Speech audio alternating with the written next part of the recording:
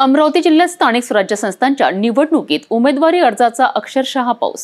10 नगर परिषद आणि 2 नगरपंचायतीसाठी अर्ज दाखल करण्याचा सोमवार हा अखेरचा दिवस।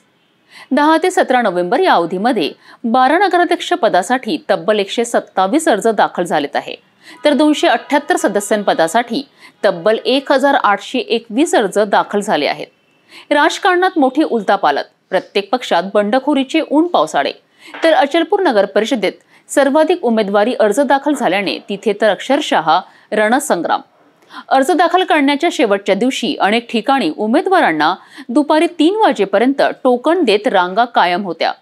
पक्षांतर्गत नाराजी, तिकीट न मिळालेल्या नेत्यांची बंड, काहींचा अन्य पक्षांकडे कल, तर काहींनी अपक्ष म्हणून अर्ज दाखल केला।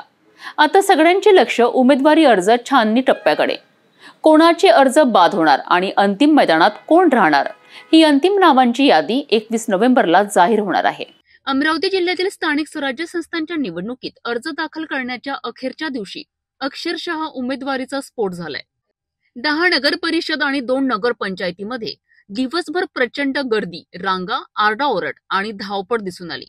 सकाळपासूनच उमेदवारांची कार्यालयाबाहेर हजेरी, तर दुपारी 3 वाजेपर्यंत काही ठिकाणी टोकन देत उमेदवारांना कक्षात प्रवेश देण्यात आला।